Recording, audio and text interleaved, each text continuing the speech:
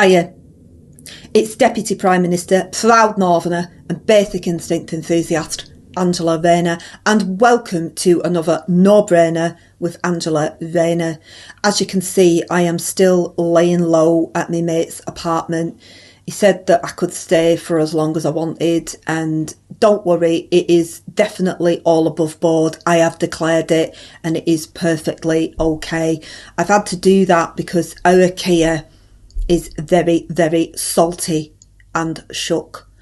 That's Gen Z terms for surprised and upset, because the British press are continuing on speculating about his private life. You would think that they'd have more important things to be focusing on right now, like the Tory party conference. Well, I can see why they wouldn't want to focus on it, because from what I've seen of the clips, it looks like a total snooze fest. So I can see why they wouldn't want to bother. But focusing on our Keir's marriage is just an absolute no-no right now. What are you playing at? And, you know, it doesn't surprise me in the slightest that they've decided to go with the words of that blonde gossip columnist Oakeshott.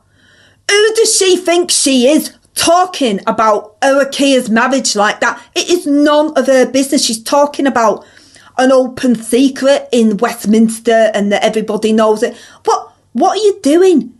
How is it in the British public's interest to know about our Keir's marriage? And how is that fair on our Toria? Why is her marriage being talked about in the press like this?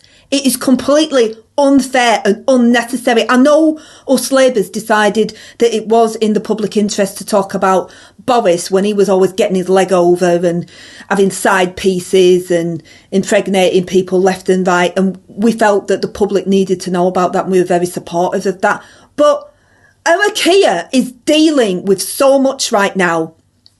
14 years of Tory failure, a £22 billion black hole, and the far-right riots, as well as the ever-increasing threat of climate change is going on right now. Not to mention everything kicking off with Iran. He's got enough going on. He had to make a very important speech last night about what's been going on with Iran. And for those asking, and on the second, where was the Foreign Secretary?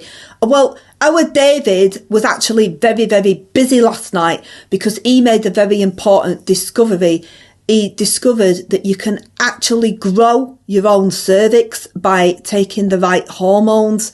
So he went over to see his mate Eddie Izzard and told them that they could actually grow their own cervix. So he was doing something extremely important, and he couldn't be talking about what's kicking off right now because he was focusing on his mate, which is it was the right thing to do. Our David is very caring, very kind, so he really wanted to make sure that Eddie was aware that you could do that. You see, Rosie, you see what you've missed out on by walking out on us Labours. You're missing out on groundbreaking discoveries for women, and I thought you was about women, so there you go, you've missed out.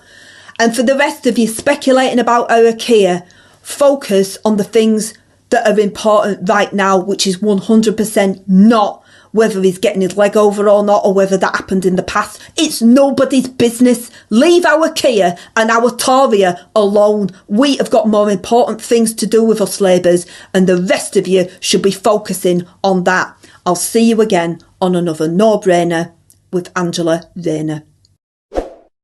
Ever increasing threat of climate change